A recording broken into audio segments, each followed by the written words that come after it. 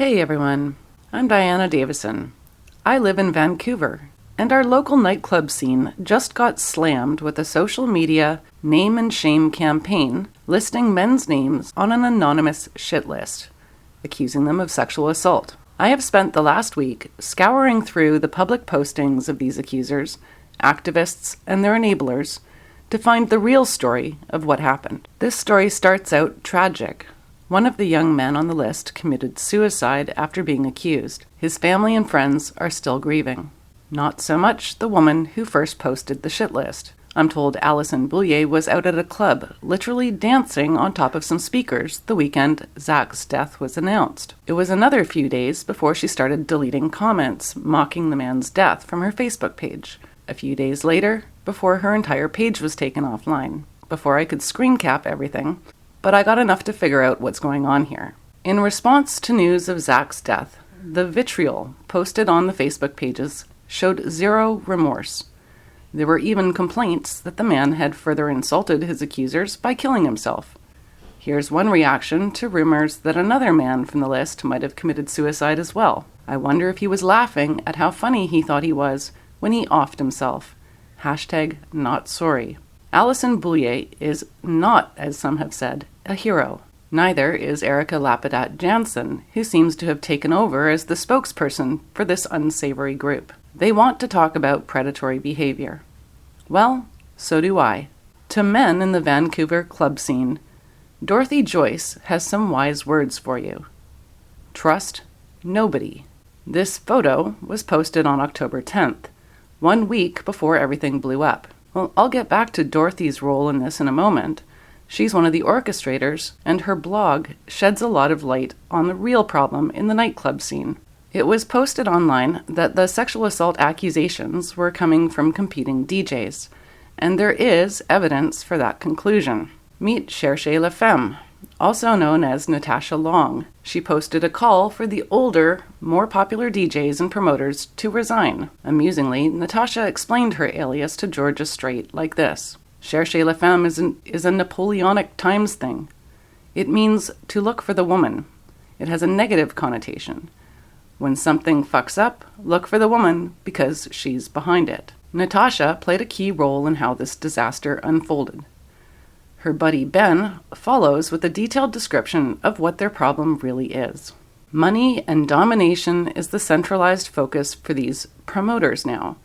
There used to be over 10 events a weekend. Promoters coordinated and avoided conflicting dates. It was once super fun. Now it's the opposite. All the shows narrowed down to the same format and company booking the same shows to keep their agents paid up so they don't offer the other promoter the same act, doesn't get the same access to artists.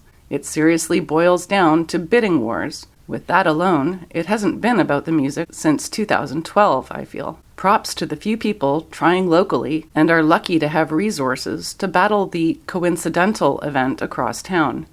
Isn't fun trying to break even when the big boy suddenly announces a show 2 weeks after a small promoter announced theirs first. The price of entry to this field is way higher. An amusing character named Danya says, "Isn't capitalism fun?" Response, "There's a reason tyrants get away with the shit they do. Snakes everywhere." Yes, ain't capitalism great? If all else fails, take out your competition with sexual assault allegations. Natasha happens to be the one who contacted Zach's employers with the allegations before he went missing. There is no dispute about whether the allegations came before or after Zach's death, as some would have you believe. So, back to Dorothy. This is her public Tumblr blog. There are a couple of things you need to know about Dorothy. She's a wannabe DJ, she's one of the main accusers, and she's now holding her own event in the wake of the shitlist stunt. This is not an event resulting from the #MeToo outpourings. She's very clear. She's been planning this for several months. On her Tumblr blog, she tells us about her past, and this is extremely important if you want to fix a major problem with the nightclub scene. Dorothy blogs a lot about her extreme alcoholism and addiction, both to drugs and sex. She also talks about the type of sexual violence she used to engage in. I could fall in love with absolutely anyone who paid me even the slightest bit of attention. Then I would get lost in a fantasy and force emotional intimacy, using sex. What does Dorothy mean by force? Note that she says she was using sex, not that she was being used for sex. This is a very important distinction. But there's more. I developed addictions to sex and love and alcohol. I drank to numb the pain and shame, oftentimes to the point of blacking out. There was a year when I blacked out about 3 times a week, and almost weekly I woke up in a stranger's bed. Sometimes I wouldn't remember how I'd gotten there. I used to take pride in these occurrences, as if I was asserting my power over men by making them into a game. I was on a rampage, seeking validation, and now I'm retracing the past 8 years to pick up all the pieces of myself I've left behind. So now, let's talk about sexual predators in the nightclub scene. They are both male and female. First of all, I want to thank Dorothy for the brutal honesty in her own inner search for understanding, and I want to thank her for sharing that with the world. I think we need to learn from Dorothy. She has a lot to teach us about female sexual power. She's not the only woman who engages in this behavior. She was asserting her power over men by making them into a game. She used them for sex. She recognized her power. She had the power to seduce men, the power to draw their attention, and now the power to destroy their lives by accusing them of rape. There is a bizarre duo called Good Night Out Vancouver, which is working with Dorothy to hold the safe space nightclub event called Intersect. Stacey Forrester and Ashton Bevan roam the streets of Vancouver spreading rhetoric about how men have systemic power over women and engage in predatory behavior. While they fashion themselves the noble cock-blocker saints of Vancouver, they ignore the very real problem of their friend Dorothy. They don't want to talk about female sexual predators. They don't want to step in to holla back when a woman grabs a man's genitals without permission.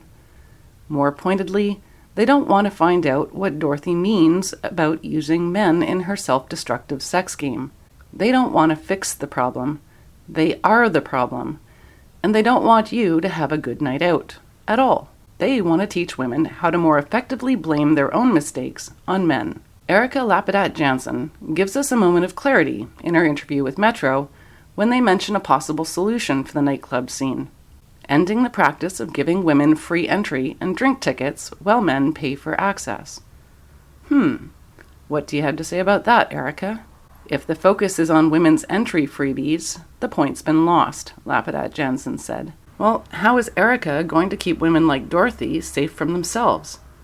How are we going to protect men from all the other Dorothys out there?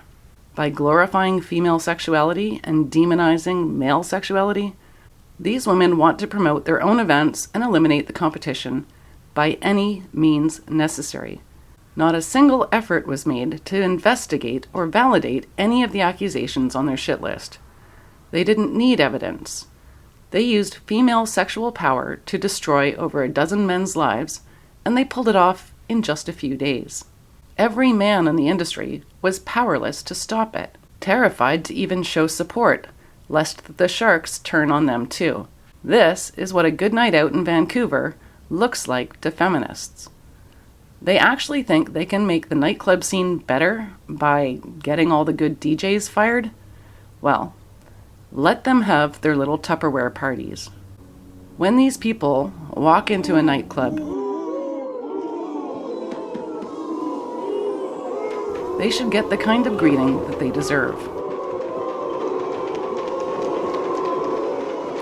These people are not your friends. They aren't honest about sex, they aren't honest about power, and they don't want to improve your community. Not only that, they don't care about the loss of a man's life, a man who deserved a lot better. Rest in peace, Zachary. The family requests that donations go to an anti-bullying charity of your choice.